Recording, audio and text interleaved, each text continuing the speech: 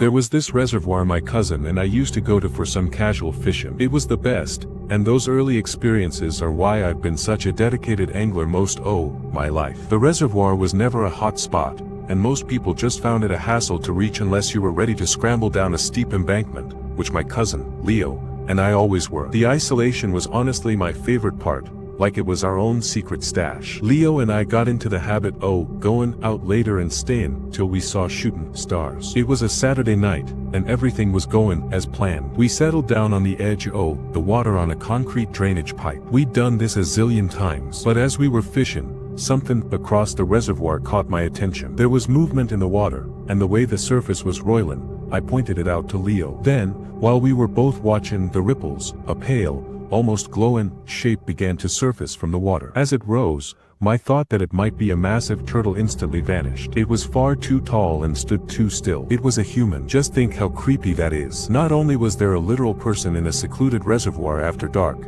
but they had just been submerged for a crazy long time. It was bizarre enough to make my heart pound, and I felt a strong need to peace out. The figure was moving back and forth slowly, rhythmically tenning their shoulders. Their movements weren't hurried or awkward but perfectly smooth, like they were dancing with the water instead swimming in it. Leo suggested maybe they were training for a triathlon, which was semi-plausible, till I felt the water.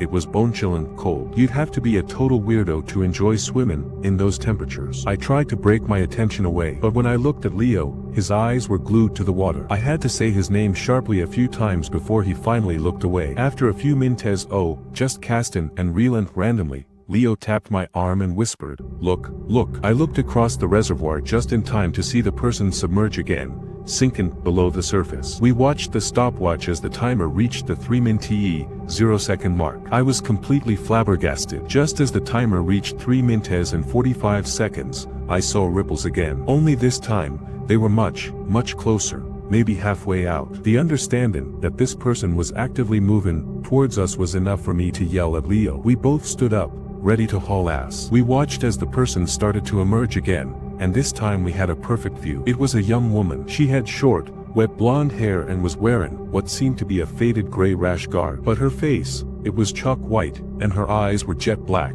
No whites at all. She gave us a creepy, wide grin and said, "Evening." Her voice was hollow, like it was coming through a layer of water. Leo blurted out the question I was dying to ask, what she was doing. The woman tilted her head back and replied that she was just waiting for the rest. Leo asked, "The rest? What?" She said, "For you to come down. You belong here." She then drifted a little closer to us and asked if we would like to step in and be complete. Straight up demonic. I spoke up for the first time, asking her if she was serious and telling her the water was unbearably cold. She let out a short, hollow laugh and called us landlubbers, then said we wouldn't feel the cold for long. The woman then started staring blankly at us. The empty, black look in her eyes felt like a huge draining vacuum, and I knew we were facing something non-human. I just grabbed Leo's shoulder and told the thing in the water that we were dipping out. I wasn't expecting her to start groaning. She let out a deep, echoing "no." "Don't go." That sounded less like a scream and more like a massive pipe vibrating. Then, she lifted her pale arms from the water and let out a terrible,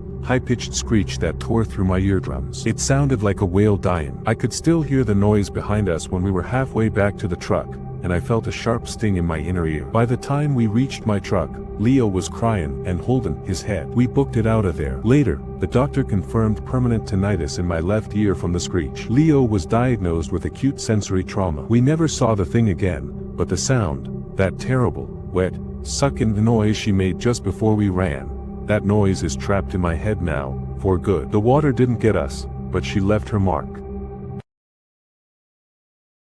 My name is Caleb, and fishing is one of the most rewarding things in life. This happened about 4 months ago when I was out with my friend Mikey in the swamplands down here in South Carolina. We decided to go fly fishing for bass, which we'd done a gazillion times before. We found a good location that looked prime. The water seemed entirely deserted that day. We'd been fishing for maybe an hour and a half when Mikey lost his expensive camera lens cap into the black, thick mud. Mikey was ticked off. I told him we'd try to locate it, even though the water was so dark you couldn't see more than an inch down. We spent 30 minutes trying to sweep the bottom, but it was pointless. Finally, Mikey announced he was going to step into the swamp and try to feel around for the cap with his feet. He stepped into the water and yelped about the cold. It was about 5 feet deep on him. But then, out of the blue, Mikey screamed and his whole body twisted forward. 1 second he was standing upright, and the next he was entirely submerged. After a few seconds passed with no sign of Mikey resurfacing, I realized something was seriously messed up. Before I could get in the water,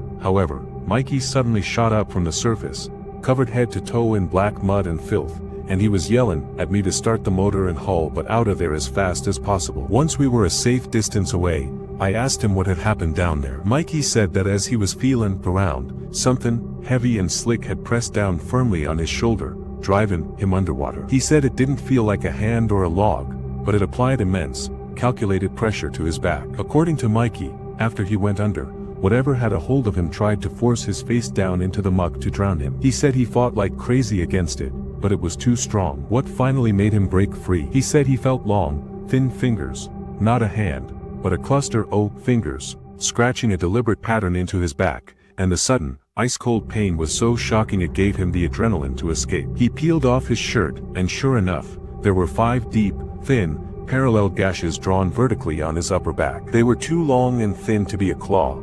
They looked more like the tines of a rust-covered antique fork dragged across his skin. We packed it in. Mikey was so unsettled and frazzled that I honestly started to feel freaked out myself. I've been fishing these swamps for years, and I've never experienced anything like it. Whatever it wasn't just trying to scare him, it was trying to brand him. We told the doc it was a barbed wire injury. The wound healed, but Mikey hasn't set foot in any body or water since. Now, every time I'm near the water, I feel this unshakable, cold dread. I look down at my reflection and wonder if that thing is still down there, waiting for the pattern it drew to dry up before it starts searching for Mikey again.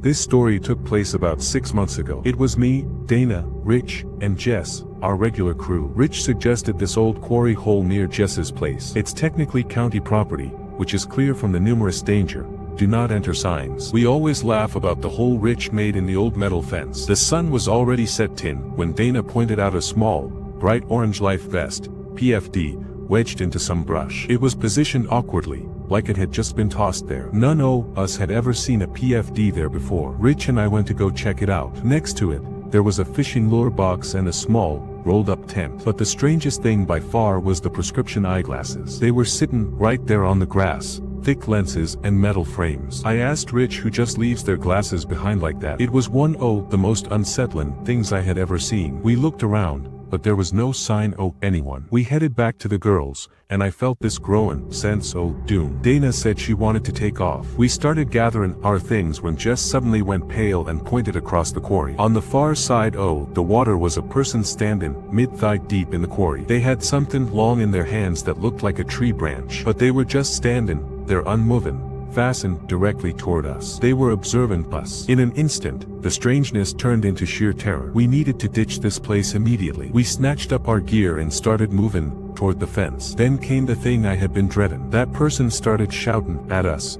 It was distorted and high-pitched, but it was clearly directed at us. I looked back just in time to see them drop whatever they had been holding and begin to walk rapidly into deeper water. They were wading across the quarry after us. I screamed at my friends to run like heck, and we bolted. As I was crawling through the fence, I could hear sloshing footsteps from the direction of the water. But then, the shouts and the footsteps stopped dead. I made it through, and the 4 of us booked it for the car. For the next 30 minutes, we sat in Jess's driveway trying to process what had occurred. We realized it didn't chase us past the waterline, but when we looked at Rich's backpack, where he'd shoved his fishing rod, we saw it. A single, small, waterlogged photo was tucked into the elastic side pocket, not belonging to any of us. It was a faded Polaroid picture of a man wearing that same orange PFD and those thick glasses. His eyes were scratched out with a thin, black line. We called the cops anonymously, telling them there was an illegal campsite near the quarry entrance. We never went back. We never heard any news reports about a disappearance. But here's the kicker.